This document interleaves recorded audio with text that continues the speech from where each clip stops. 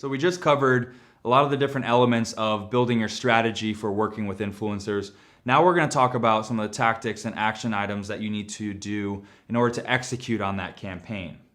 Now, first thing is creating a campaign and project brief. That's always the first question that I ask whenever anybody approaches me to work together. It's, do you have a brief to share? And what the brief contains is your objective. What do you want to accomplish with your campaign? What is the goal of that campaign? Is it to build awareness? Do you want to drive sales? Do you want to get people excited? Maybe we incorporate some sort of experiential marketing, like me coming on site and doing these events. What are you trying to accomplish? And having that in the brief is really important. Also in that brief, not only your objective, but also what's the scope of work or idea of projected deliverables?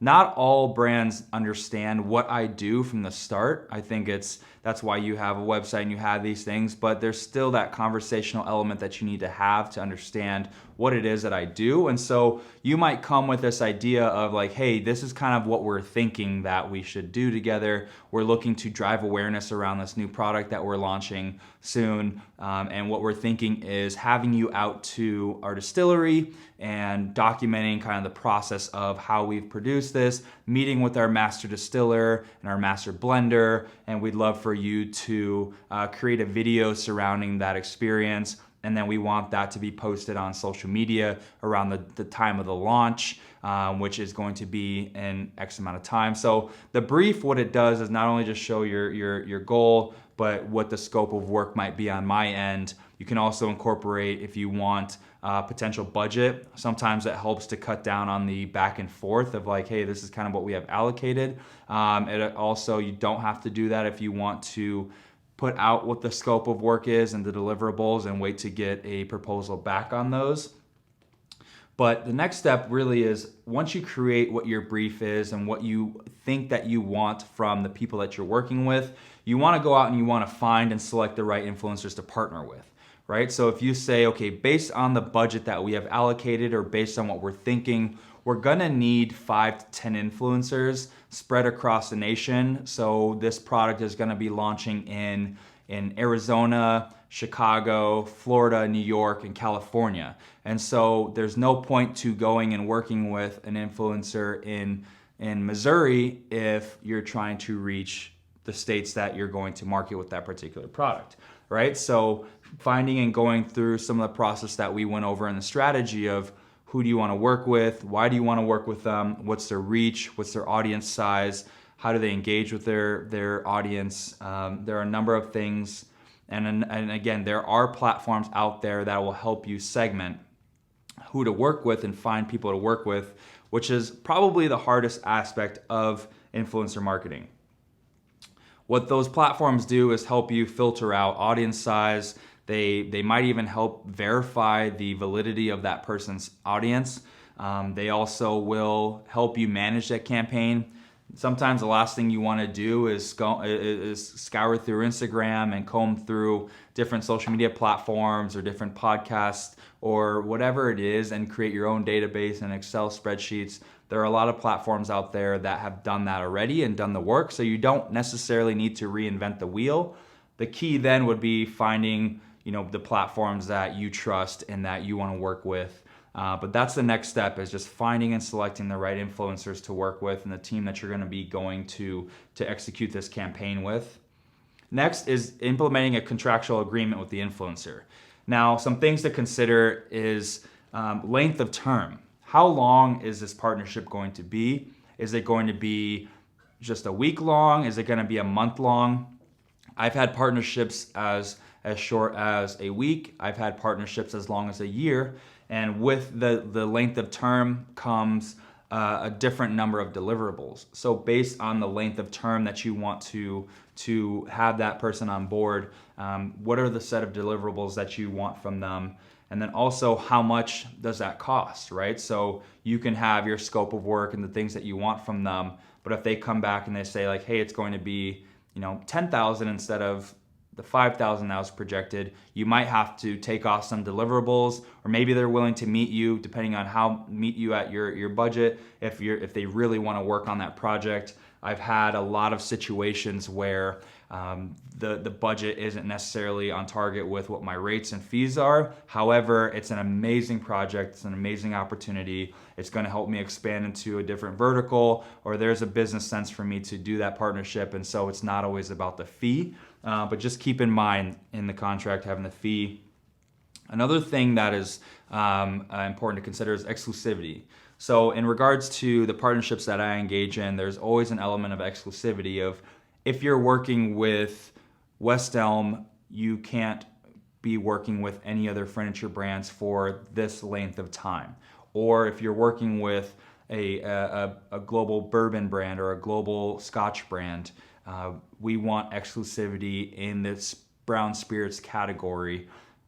And the reason is that a lot of brands don't want to see you posting about every other thing. So if you have a partnership with Squarespace, you're not having a partnership with Wix as well. So it's making sure that relationship and that partnership is just that, and it's a partnership. You're not trying to say don't do anything with them at any point in time, but it's confusing to the audience when you're working with brands that are in the very similar categories. So take into consideration what's really important to you there. For me personally, sometimes working with a bourbon doesn't make sense then to work with another bourbon, but it might make sense for me to work with a Scotch because they're very different spirits. Now that brand might not want me to work with other Scotch, and so that in particular might drive up the fee because I'm now turning away other opportunities that are coming on board to work with your brand exclusively. And so I no longer have the opportunity to tap into that partnership or those opportunities or potential revenue. So you're cutting off that segment. So keep in consideration what the exclusivity terms are going to be.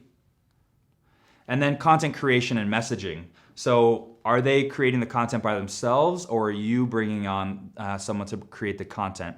Not all influencers or creatives create their own stuff. And so you might have to do that, or maybe the brand that you have and client that you have or agency wants to handle all content production because you want it to be in line with your aesthetic.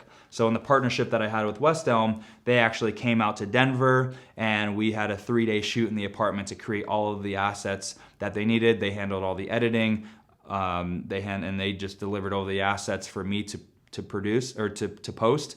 And now there are other brands that say, can you do this and how much would it be? So they outsource the content creation part. And then messaging. What do you want to say with that content? And what is really the brand message that you're looking to get out? So if it's the partnership that I have with LG, which is we want to focus on LG Craft Ice and what it does for drinks and just the overall experience of having something premium as part of your refrigerator. That is the message, and so the captions and the messages that I'm sending are in line with that.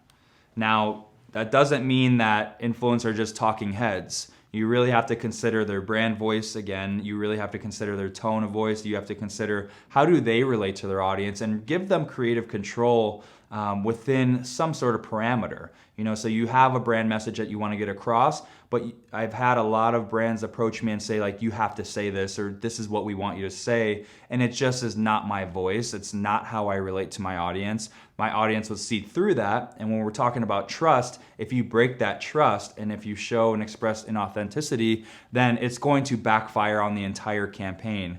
So just be sure to not approach the influencers that you're working with trying to control their voice and direct them. Some do, but typically speaking, if that's the case, then things are just going to come off too much like an ad, and it doesn't usually work. Continuing on tactics of influencer marketing, the next one is a distribution plan and your timeline, right? So you can go through the brief, you can get the influencers to work with, you can have the contract in place, you can handle the content and the messaging, but then you need to distribute that. Where is it going to be distributed?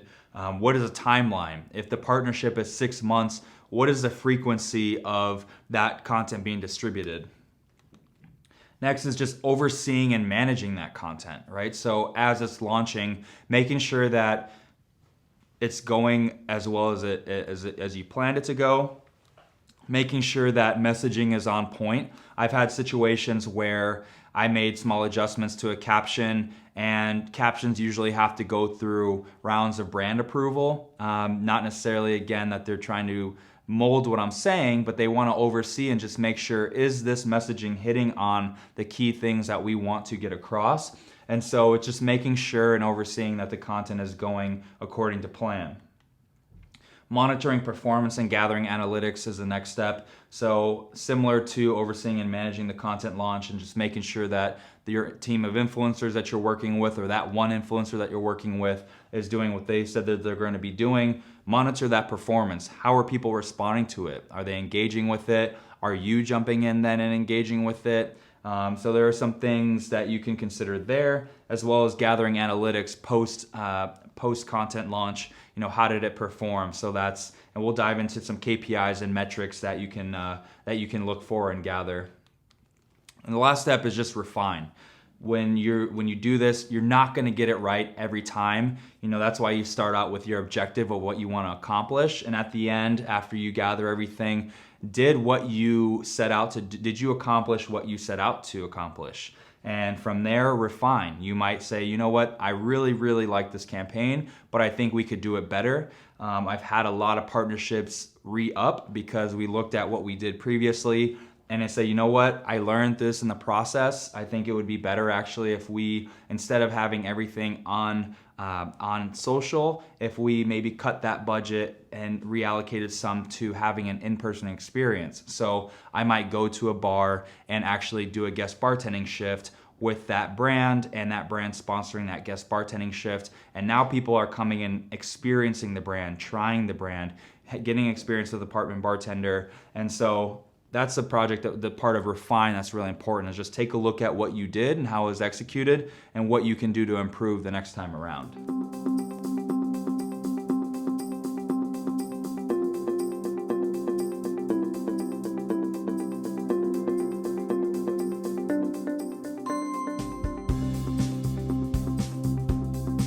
I want to give you an example of something that's really important in terms of creating a brief, deliverables and everything, but not doing your research and not personalizing it to the person that you're working with. So this is an actual email that I got recently, took out all the personal information, but it was a festival in Arizona, and I'm based in Denver, so it's just, hey, hello there, which one that tells me this is a blasted email out.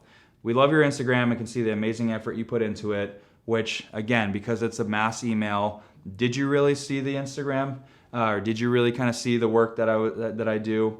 We're working on a festival. Would love to present you with an invitation. Please be our guest. We can provide you with 2 general admission tickets with access to the VIP area.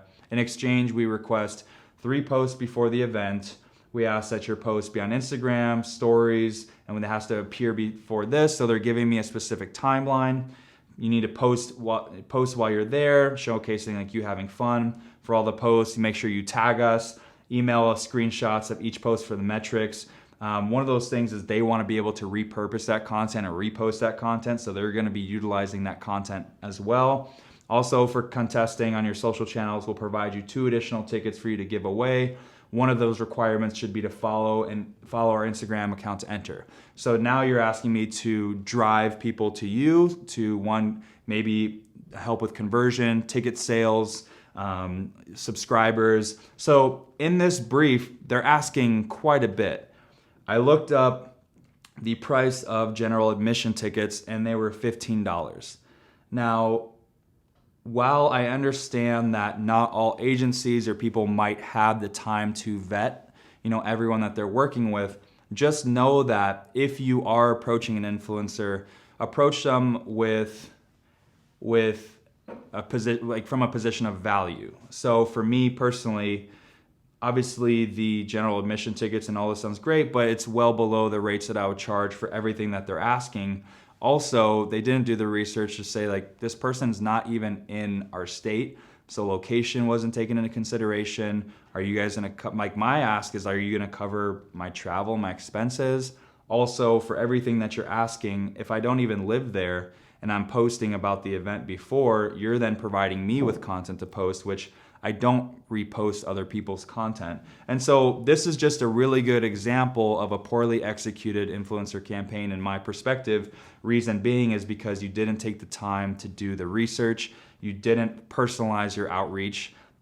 It wasn't really dissecting why do you want to work with this person, where are they located, and all the things that I was talking to you about the strategies that you need to employ influencer marketing. So the approach is really important, especially if you're looking to create a partnership of value, especially if you're looking to create a long-term partnership.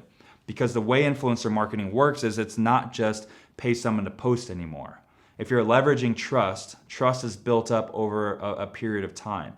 And so for me as a creator, me as an influencer, I value longer term partnerships. Maybe I'm going to be going to this festival year after year after year. I've had trade show conventions and things that I've done for 3 consecutive years because we really built a partnership of value, and they approached it not like this, but hey, Elliot, we love what you're doing. We really love this. We're looking at doing something similar to with our festival or with our convention. Here's kind of what our thoughts are about what we'd be looking for from you, but want some feedback from you on how you work with brands. Also, this is our budget, or what is a rough estimate that you would cost out for the requested deliverables, and why don't we set up a call and we'll get on the phone and talk through this. And so again, do your research if you want to work with them as you're building out your campaign. It's not a one-size-fits-all approach, and if you approach it that way, then you're going to yield those results from your campaign. So as you're building out your brief, it's really important to approach it with from a position of adding value to the partner and seeing what value that they can add. If you do that, you will have an amazing campaign and partnership. If you don't, and if you approach it like this or approach it with a transactional mindset, you're going to see that through your campaign. And again, it's doomed to fail from the start.